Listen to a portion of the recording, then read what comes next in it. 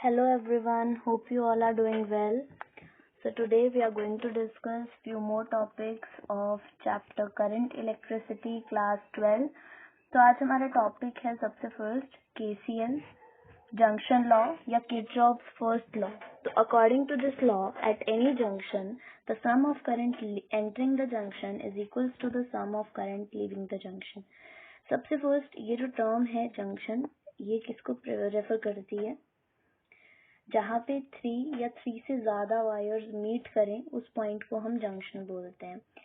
So let's say okay, ये 3 wires हैं हमारे पास. यहाँ जैसे ये है वायर नंबर 1, ये वायर नंबर 2, वायर नंबर 3. अब ये 3 की 3 वायर्स यहाँ पे मीट कर रही हैं, ठीक है. तो ये जो पॉइंट है ये जंक्शन होगा. हो सकता है यहाँ पे 3 से ज्यादा वायर्स भी हों, right. So junction where 3 or more wires meet. Then ये जो KCL है, जंक्शन लॉ है या किरचॉफ फर्स्ट लॉ है, ये किस पे बेस्ड है? Based on conservation of charge. ये कंजर्वेशन ऑफ चार्ज पे बेस्ड है. कंजर्वेशन ऑफ चार्ज कि जो चार्ज एंटर हो रहा है वही चार्ज लीव कर रहा है. किसे? जंक्शन को. जैसे कि एक एग्जाम्पल कंसिडर करते हैं. जैसे यहाँ पे 2 एम्पियर करंट आया और यहाँ पे 3 एम्पियर करंट आया. तो अब ये करंट कितना अंदर गया? अब करंट जो अंदर गया वो है 3 + 2 5 एम्पियर. तो बाहर कितना करंट लीव करेगा? 5 एम्पियर. तो ये थी हमारी एक एग्जाम्पल, ठीक है. तो जो KCL है, जंक्शन लॉ है, किरचॉफ्स फर्स्ट लॉ है, वो किस पे बेस्ड है? कंजर्वेशन ऑफ चार्ज पे. जितना करंट एंटर कर रहा होता है उतना ही करंट लीव कर रहा होता है उस जंक्शन को. जंक्शन क्या होता है? वो पॉइंट जहाँ पे 3 या 3 से ज्यादा वायर्स मीट करें. जैसे कि ये जो व्हाइट यहाँ पे ये मार्क्ड है, अब ब्लू से मार्क हो गया, तो ये जंक्शन है. तो KVL, लूप रूल या फिर second law, Kirchhoff second law, इसके अकॉर्डिंग अगर हम कोई क्लोज्ड लूप लें और उसमें चेंज इन पोटेंशियल का अलजेब्रिक सम करें तो वो 0 आएगा. So here we have the statement for this law कि the algebraic sum of change in potential around any closed loop is 0. अब हम बात करते हैं कि किस पे बेस्ड है. जैसे पिछला लॉ बेस्ड था तो ये कंजर्वेशन ऑफ एनर्जी पे बेस्ड है. Conservation of energy, yes. So KVL जो है वो कंजर्वेशन ऑफ एनर्जी पे बेस्ड है. अब KVL को अप्लाई कैसे करते हैं अब हम वो देखेंगे. तो चलिए देखते हैं KVL कैसे अप्लाई करना है. तो इसके लिए कुछ हम बोल सकते हैं कि कुछ रूल्स या कंडीशंस हैं. सबसे फर्स्ट अगर हम रेजिस्टेंस की बात करें तो ये हमें दिखा रखा है एक सेगमेंट जहाँ पे ये रेजिस्टेंस है R और ये करंट फ्लो हो रहा है. अगर हमने मान लेते हैं कि अगर हमने करंट की डायरेक्शन में ही अपना पाथ कंसिडर किया तो फिर डेल्टा V इस केस में क्या आएगा? -I/R. अगर हम इसकी रेजिस्टेंस को R कंसिडर करें तो ये आ जाएगा -IR. अगर हम करंट की डायरेक्शन में ही पाथ को कंसिडर करते हैं. मान लो अब पाथ जो है हमने opposite to the direction of current consider किया. करंट जा रहा था राइट डायरेक्शन में, हमने पाथ ले लिया लेफ्ट डायरेक्शन में. तो यहाँ पे डेल्टा V हो जाएगा +IR. तो opposite to the path of current positive होगा change in potential, but towards the direction of current change in potential negative होगा. चलिए नेक्स्ट अब हम सेल के लिए देखेंगे. तो अभी हमें पता है, हम यहाँ पे देख सकते हैं कि ये टर्मिनल है पॉजिटिव, ये है नेगेटिव, ये है पॉजिटिव, ये है नेगेटिव. अब हम कंसिडर करते हैं पाथ. तो इसके लिए अब हम मान लेते हैं कि अगर हमारा पाथ जो है इस तरफ है, जब सेल आ जाता है तो सेल में हम ये नहीं देखते हैं कि हम करंट के अलॉन्ग जा रहे हैं, करंट के अपोजिट जा रहे हैं. तो एक्चुअली यहाँ पे पाथ भी नहीं बोल सकते इसको. एक्चुअली जो करंट की डायरेक्शन है ना, हम सीधे सीधा कहेंगे कि जैसे ये करंट की जो डायरेक्शन है, तो करंट कहाँ पे जा रहा है? बाद में करंट जा रहा है इस नेगेटिव टर्मिनल पे, राइट. और हम मान लेते हैं कि ये जो सेल है इसकी EMF है E, इसकी भी है E. तो यहाँ पे क्या होगा ना, बस जस्ट सिंपली हमें देखना है कि करंट कहाँ पे जाके रुक रहा है. अब करंट यहाँ पे इधर को जा रहा है करंट और ये आ रहा है करंट में, ठीक है. तो यहाँ पे जो अपने पास डेल्टा V है वो आ जाएगा अपने पास -E. अब जो सेकंड केस है, सेकंड केस में क्या है? करंट जा रहा है इस तरफ, तो इस तरफ जब करंट जा रहा है तो उसके पास उसके रास्ते में कौन सा आ रहा है बाद में, पॉजिटिव टर्मिनल, तो यहाँ पे डेल्टा भी आ जाएगा प्लस ही। तो सेल के लिए हमें जस्ट ये देखना है कि कौन सा टर्मिनल आ रहा है, और रेजिस्टेंस के लिए हमें करंट के पाथ को देखना है। मतलब करंट के अलोंग अगर पाथ है तो नेगेटिव, करंट के अपोजिट है तो पॉजिटिव। मतलब करंट के अगर अपोजिट है तो पॉजिटिव, करंट के अलोंग है तो नेगेटिव। और सेल के केस में हमें देखना है कि कौन सा टर्मिनल आ रहा है बाद में। अगर नेगेटिव आ रहा है तो माइनस ई, पॉजिटिव आ रहा है तो प्लस ई। तो ये हमारे पास क्वेश्चन है जहाँ पे हम किसको अप्लाई करेंगे। तो यहाँ पे हमसे पूछा है करंट आई, तो यहाँ पे हमें अप्लाई करना है केवीएल। ठीक है, तो जब हमें केवीएल अप्लाई करना है हम कहीं से भी स्टार्ट कर लेते हैं, कोई सा भी पाथ जो है डिसाइड कर लेते हैं। मान लेते हैं कि हम इधर से स्टार्ट कर रहे हैं ऐसे। ठीक है, तो सबसे पहले सेल आया तो सेल के केस में बाद में कहाँ जा रहा है, पॉजिटिव टर्मिनल पे, तो इसीलिए +3 आ गया। ठीक है, फिर वो जा रहा है डायरेक्शन ऑफ करंट के अलोंग, तो ये आ जाएगा अपने पास -2i। फिर उसके बाद ये along the direction of current जा रहा है तो -i। ठीक है, अब उसके बाद ये फिर डायरेक्शन ऑफ करंट के अलोंग जा रहा है तो ये आ जाएगा -2i। अब उसके बाद ये नेगेटिव टर्मिनल पे आ गया तो -9। फिर ये along the direction of current आ गया तो -i। अब ये सारा का सारा किसके इक्वल होगा, 0 के, क्योंकि हमने देखा कि क्लोज लूप में चेंज इन पोटेंशियल कितना होता है, 0 होता है।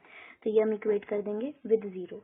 तो जब हम इन चीजों को सॉल्व करेंगे तो हमारे पास आएगा, तो ऑन सॉल्विंग हमारे पास आई जो है वो आ जाएगा -1 एम्पियर। तो इस तरह से हम केवीएल लगा के, अगर हमें मतलब करंट पूछ लिया क्लोज लूप में या चेंज इन पोटेंशियल, तो चलो चेंज इन 0 ही होता है, बट जैसे कोई ना दिया होता, 9 ना दिया होता कुछ, तो इस तरह से हम चीजें फाइंड करते हैं।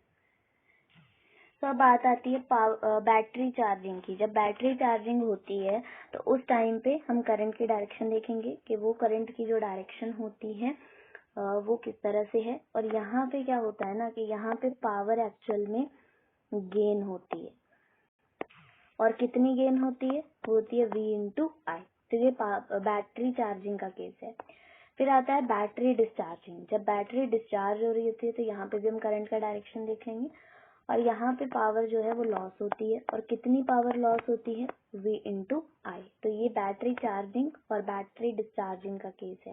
ये नेगेटिव टर्मिनल, पॉजिटिव, ये नेगेटिव और ये पॉजिटिव, तो दोनों के केस में हमें देखना है कि क्या हो रहा है। ठीक है, चलिए, तो डिस्चार्जिंग में पावर का लॉस हो रहा है और चार्जिंग में पावर का गेन हो रहा है।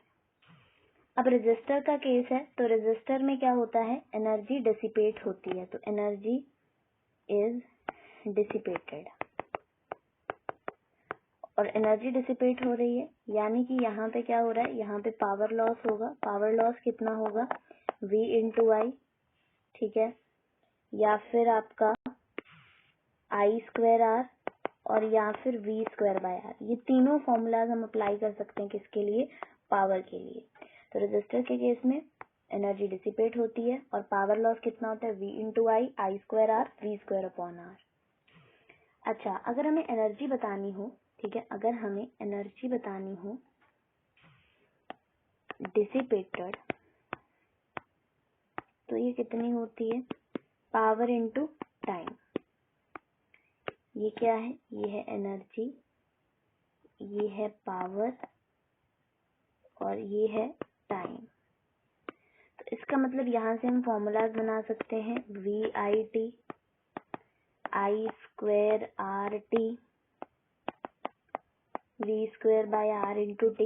ये तीन ऐसे हमने फॉर्मूलाज यहाँ पे बना लिए हैं, किसके लिए, एनर्जी डिसिपेटेड, और किसमें होती है, रेजिस्टर के केस में। रेजिस्टर के केस में हमें ये देखने को मिलता है। अब हम देखेंगे commercial unit of energy. Commercial unit of energy, तो कमर्शियल यूनिट ऑफ एनर्जी क्या होती है, तो दिस इज kWh यानी किलोवाट आवर। इसकी वैल्यू क्या होती है, 3.6 × 10⁶, राइट। 1 किलोवाट आवर में इतना होता है, और ये किस में होता है, जूल में, राइट। तो ये कमर्शियल यूनिट होती है किसकी, एनर्जी की। क्या होती है commercial unit, kilowatt hour, kWh। Next है जूल्स लॉ ऑफ हीटिंग। जिसके अकॉर्डिंग 100% इलेक्ट्रिकल एनर्जी जो है वो कन्वर्ट हो जाती है हीट में। ठीक है, यहाँ पे फॉर्मूला हो जाएगा H is equals to I square R into T, I square R into T, ये फॉर्मूला हो जाएगा।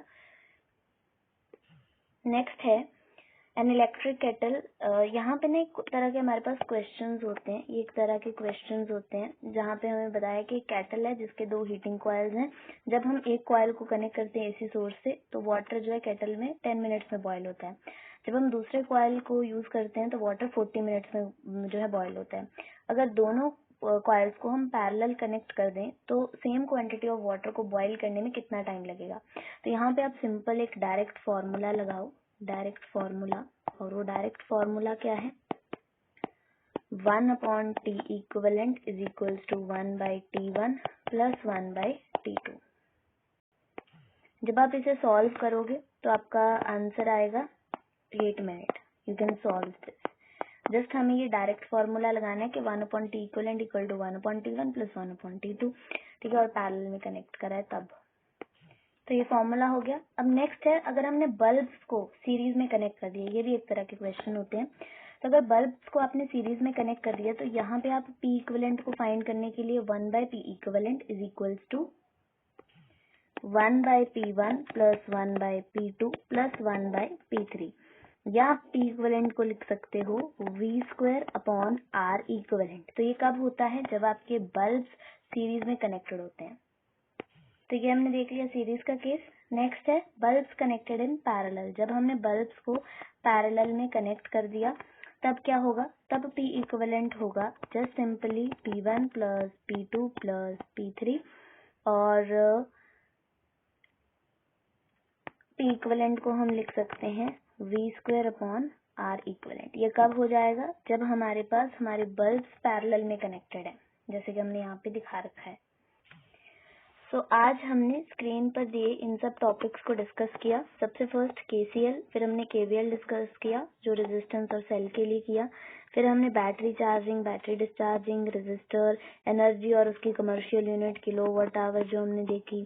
फिर joules law of heating, direct formula देखा कि 1/D equivalent equal to 1/T1 plus 1/T2। उसके बाद हमने बल्ब्स को देखा series and parallel combination. Hope you all enjoyed watching this video.